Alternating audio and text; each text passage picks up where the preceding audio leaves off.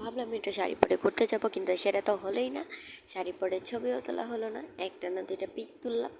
কি আর করার, কপাল যখন খারাপ হয় আর কি।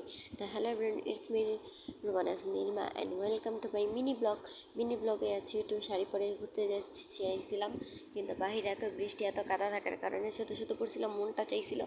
তো কি আর করার, আপু বললো আচ্ছা চল পয়সা না থেকে একটু বিল থেকে হাইট আসি। তা বললাম তাহলে তারা আমি একটু ড্রেস চেঞ্জ করে আসি, আর কি করবো। আর আমি ভুলবশত এখানে বাই বাই দিয়ে দিয়েছিলাম। যাই হোক, এরপর হচ্ছে আমি একটা বিলের সুন্দর একটা ভিউ নিয়েছিলাম। আর বিলের এই ভিউটা অনেক বেশি সুন্দর। আর এখানে হচ্ছে অনেক বেশি কাদা থাকার কারণে হচ্ছে শাড়ি পরাটা আমার বাইরে বের হওয়া হয়নি।